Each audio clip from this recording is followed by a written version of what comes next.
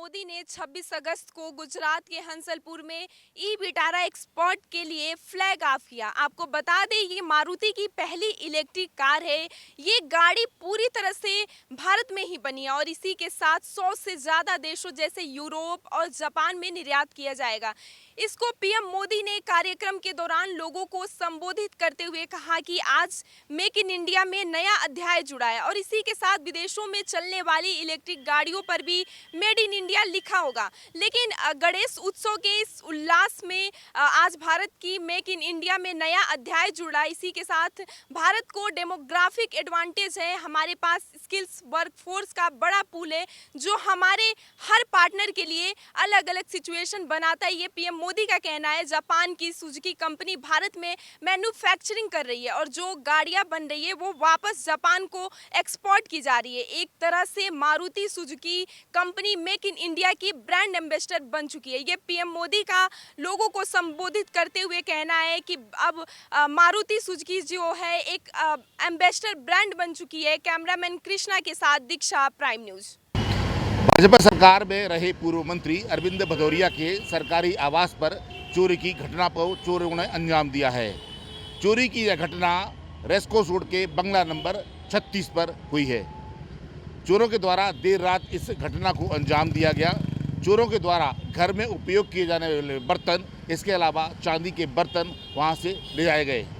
सबसे अहम बात इसमें यह है, चोरी की जो घटना घटी है वहां पर बिल्कुल पास में ही मध्य प्रदेश के अध्यक्ष, इसके अलावा ऊर्जा मंत्री वहां पर निवास करते हैं। चोरी की जो घटना घटी है वहां से महज चंद दूरी पर पुलिस चौकी बनी हुई है और कुछ मिनट की दूरी पर थाना बना हुआ है।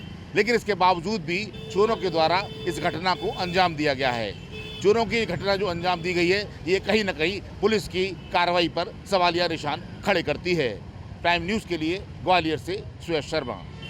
छत्तीसगढ़ की चर्चित निलंबित आईएएस अधिकारी रानू साहू की मुश्किलें एक बार फिर से बढ़ गई है। सीबीआई की जांच तुलसी गांव स्थित 2 एकड़ में बने फार्म हाउस तक पहुंची है। पीडब्ल्यूडी विभाग को सीबीआई ने पत्र लिखकर वहां हुए अवैध निर्माण की जानकारी मांगी है। यह भी पूछा है कि ये फार्म हाउस जो निर्मित किया गया है उसकी अनुमति ली गई है या नहीं ली गई है। इसके अलावा महंगे इंटीरियर डेकोरेशन, साज सज्जा, झूमर, इलेक्ट्रॉनिक उपकरण के अलावा जितने भी खर्च वहां पर हुए हैं उसकी विस्तृत जानकारी सीबीआई के द्वारा पीडब्ल्यूडी से मांगी गई है, जिसको लेकर के अब पीडब्ल्यूडी विभाग जो है इस पर जांच करेगा। बता दें कि 23 जुलाई 2023 को ईडी ने रानू साहू को कोयला घोटाला और डीएमएफ में गड़बड़ी के मामले को लेकर के गिरफ्तार किया था। अब इसके बाद सीबीआई भी शिकंजा कसना शुरू कर दी है। Sandeep Karihar, prime news, Raipur, Chhattisgarh. दवाइयों का हब कहे जाने वाले फव्वारा में लगातार ड्रग और एसटीएफ की संयुक्त टीम कार्रवाई करती नजर आ रही है। तीसरे दिन हिमा मेडिको जिसके गोदाम को सील किया गया था उसको आज सबसे पहले ताले तोड़कर खोला गया। उसके इस दौरान वहां पे एडीएम सिटी मजिस्ट्रेट भी मौजूद रहे और उस समय एसटीएफ के जो अधिकारी हैं प्लस जो अन्य ड्रग विभाग और अन्य जो अधिकारी हैं वो लगातार कार्रवाई करते हुए यहाँ नजर आ रहे हैं। आपको दिखाना चाहूंगा ये ही वो गोदाम है जहां से नकली दवाइयों का साम्राज्य जो हिमांशु अग्रवाल चलाता था वो यही गोदाम है। इसकी दोनों फ्लोर्स पर पूरे तरीके से जो ड्रग्स जो मेडिसिन की पूरी तरीके से भरी हुई हैं। साथ ही साथ जो सोनोफी जिसको लेकर कंप्लेंट की गई थी, ये वो कार्टून थे सोनोफी के जो उस समय पर कंप्लेंट की गई थी सीएम के यहाँ कि इसकी नकली दवाइयां त्रिवेंद्रम से और पांडिचेरी से आगरा में भेजी जा रही हैं। इसको लेकर पूरी जांच पड़ताल चालू हुई। एसटीएफ और ड्रग विभाग की संयुक्त टीम बनाई गई जिसके बाद कार्रवाई करते हुए जहां हिमांशु अग्रवाल ड्रग के ऑफिसर को 1 करोड़ की रिश्वत की पेशकश की। इस पेशकश के दौरान उसको पैसों के साथ गिरफ्तार कर जेल भेजा गया है। वहीं अन्य कार्रवाइयों में ड्रग की टीम और लगातार कार्रवाई करती हुई नजर आ रही है।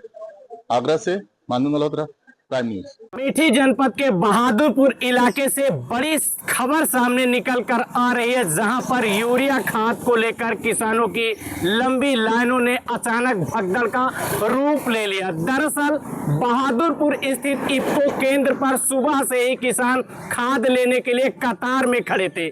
जैसे ही केंद्र खुला किसानों में अचानक खाद पाने की होड़ मच गई और देखते ही देखते वहां पर अफरा तफरी फैल गई।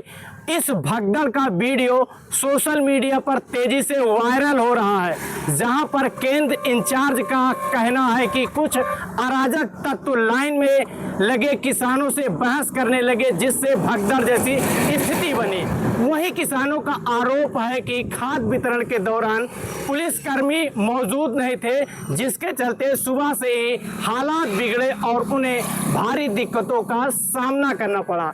हालांकि बाद में केंद्र प्रशासन ने लोगों से और पुलिस से बातचीत कर खाद वितरण को दोबारा से शुरू करवाया। यह एक घटना एक बार फिर से इस सवाल को खड़ा कर रही है कि किसानों को जरूरी खाद लेने के लिए कब तक अफरा तफरी और अव्यवस्था का सामना करना पड़ेगा। Arvind Yadav, prime news, Amethi. मेरठ के थाना टीपी नगर क्षेत्र के विश्वनाथ मंदिर से एक अनोखी वारदात सामने आई है, जो सीसीटीवी फुटेज में कैद हो चुकी है। एक चोर दीवार को लांघकर मंदिर के अंदर घुसता है और भगवान के चरणों में जो चिल्लड़ रखी हुई थी उसको और वहाँ रखी हुई किताबों को लेकर दीवार कूदकर आसानी से फरार हो जाता है और पुलिस उसका पता नहीं लगा पाती है। यह अनोखी चोरी मेरठ के थाना टीपी नगर क्षेत्र के विश्वनाथ मंदिर में हुई है।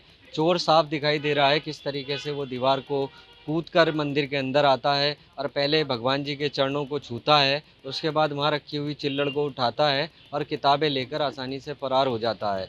पुलिस हालांकि मुकदमा तो दर्ज कर लिया है, लेकिन अभी तक इस चोर को गिरफ्तार नहीं कर पाई है। अपने सहयोगी आसिफ के साथ Rashid Khan, prime news, Meerut. Supreme court के आदेशों के बाद भी जो आवारा कुत्ते हैं अभी भी सड़कों पर देखने को मिल रहे हैं। वहीं एक खौफनाक मंजर सामने आया है गांव चंदेड़ी से।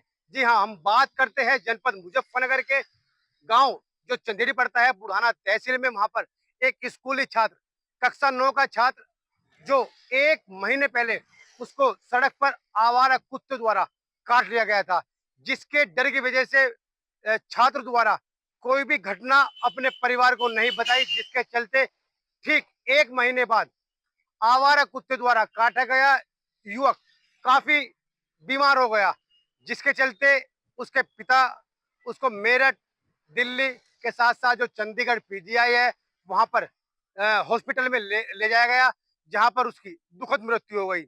वही सुप्रीम कोर्ट के आदेशों की लगातार नगर पालिका, नगर निगम सहित जो अन्य वन विभाग है, सुरक्षा विभाग है, वे धज्जे उड़ाते नजर आ रहे हैं। आखिरकार जो सड़क पर आवारा कुत्ते घूम रहे हैं, जिसको लेकर जगह जगह प्रदर्शन भी हो रहे हैं और लगातार नगर पालिका की जो टीम है वह लगातार सड़कों पर घूमकर आवारा कुत्तों को पकड़ भी रही है। फिर भी उसके बाद जनपद मुजफ्फरनगर में आवारा कुत्तों का खौफ लगातार देखने को मिल रहा है। वहीं एक ऐसी घटना जो सामने आई थी, शिवा नाम का जो छात्र था, 9वीं क्लास का छात्र था, आवारा कुत्ते द्वारा काट लिया गया और उसके बाद उसकी तबीयत खराब होने के बाद उसकी मृत्यु हो गई। अपने सहयोगी के साथ कुलदीप वर्मा, प्राइम न्यूज, मुजफ्फरनगर। संगम नगरी प्रयागराज में फिर से एक बार बाढ़ का कहर छाने वाला है। लोगों के ऊपर बाढ़ का कहर ये चौथी बार मंडराने लगा है। निचले इलाके में रहने वाले लोगों के लिए ये आफतें बन गई है। ये तस्वीरें हैं मेरे पीछे, ये तस्वीरें देख सकते हैं कि ये अरैल संगम क्षेत्र है, जहां पर पूरी तरीके से फिर से गंगा और यमुना का जलस्तर बैराजों से पानी छोड़े जाने के बाद फिर से तेजी से 288 सेंटीमीटर प्रति 24 घंटे में बढ़ोतरी हो रही है। तो ऐसे में जब एक बार यहाँ पर पानी का जलस्तर कम हो गया था, तो यहाँ पर लोग निचले इलाके में रहने वाले वो अपने घरों की सफाई करने लगे थे, लेकिन फिर से यहाँ पर संगम क्षेत्र में लेटे हुए संगम के कोतवाल कहे जाने वाले बंधवा स्थित लेटे हनुमान जी को माँ गंगा ने अब की बार चौथी बार स्नान करा, अपनी अमृत स्नान कराए हैं और फिर से पूरी तरीके से हनुमान मंदिर का कॉरिडोर कपाट पूरी तरीके से बंद कर दिया गया है। जो भी संगम क्षेत्र में रहने वाले तीर्थी पुरोहित लोग थे वो पूरी तरीके से अपने तख्तों को उठा करके सुरक्षित स्थान पर ले जाने लगे हैं। हमारे साथ एक साथी भी मौजूद है जो बोट चलाते हैं। इनको किस तरीके से दिक्कत हो रही, हम इनसे बात करेंगे कि यहाँ पर कब से बाढ़ का पानी कैसे बढ़ा। यहाँ पर बाढ़ खत्म हो गया था, फिर से बाढ़ किस तरीके से बढ़ना शुरू हुआ है? बात नहीं कर पाएंगे आप। तो यहाँ पर आप लोग जो रोजगार था, जो बोट चलाते हैं, बाढ़ की वजह से कुछ समस्याएं हुई हैं? जी बहुत समस्या हो गई। अब क्या होता है कि पानी इतना तेज़ हो गया है, बारिश जो मतलब हुई थी, इस बात इसका जल स्तर काफ़ी अचानक बढ़ने लगा। हम लोग सोचे कि पानी स्तर कम चला जाएगा तो फिर काम धंधा अपना शुरू कर देंगे, मगर इस तरह बनने की वजह से हम लोग का काम फिर रुक गया, तो आर पार जाने में बहुत तकलीफ होती है, इसलिए काम धंधा नहीं हो पा रहा है। जिस तरीके से आप ये तस्वीरों के माध्यम से देखें, हम तस्वीरें दिखाना चाहेंगे कि ये तस्वीरें हैं जो कि अरेल का संगम क्षेत्र है। हमारे जस्ट पीछे अगर आप सामने देखें तो वो संगम नोज है, जहाँ पर लेटे हुए बंधवा स्थित हनुमान जी हैं, और वहाँ पर संगम नोज है सामने, पूरी तरीके से जलमग्न हो चुका है, फिर से पूरी तरीके से जलजला आ रहा है। यानी कि लोगों के अंदर एक फिर से डर देखने को मिल रहा है कि अगर यही स्थिति रही तो कहीं ना कहीं फिर से हमें बाढ़ का खतरा मंडराने लगा है और जनजीवन पूरी तरीके से फिर से अस्त व्यस्त होता हुआ नजर आ रहा है। अब देखना यह होगा कि आखिरकार जिस कदर यहाँ पर बाढ़, गंगा और यमुना का जलस्तर लगातार बढ़ने लगा है, तो कितने दिनों में फिर से वो डेंजर लेवल पार करेगा, या गंगा और यमुना स्टेबल हो जाएंगे, उसी पे स्थिर होंगे, फिर से गंगा और यमुना का जलस्तर कम होगा।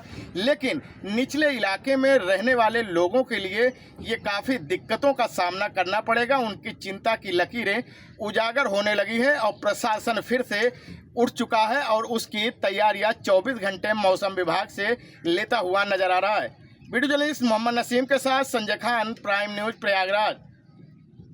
झांसी में खाद्य वितरण को लेकर काफी मारामारी और काफी जब बढ़ रहा है। ऐसा ही मामला झांसी के थाना मऊरानीपुर क्षेत्र में देखा गया है, जहां एएफसी गोदाम बने एएफसी गोदाम में घंटों कतार लाइन में खड़े हुए किसानों को काफी घंटों कतार खड़े होने के बाद भी खाद वितरण नहीं हो पा रही है। और किसानों में वहां पर भैंसाबाजी हुई, कहासुनी हुई, और कहासुनी इतनी बढ़ गई, किसानों का गुस्सा फूटा। उसने के बाद देखा गया है, एक वीडियो वायरल हो रहा है जिसमें देखा जा रहा है कि एक किसान एएफसी गोदाम में पत्थर मारते हुए नजर आ रहा है। लेकिन इसकी नाराजगी किसानों से जब बात हुई, जब उसने बताया कि काफी घंटों में खड़ी हुई एक बुजुर्ग महिला, काफी जब उसका खाद का जब लाइन में लगी हुई थी, जब लाइन लगने के बाद उसका जब खाद लेने का समय आया तो एएफसी गोदाम वालों ने उस समय उसको मना कर दिया। इसको देखते हुए वहां पर कुछ किसानों ने वहां काफी आक्रोश और गुस्सा देखा गया।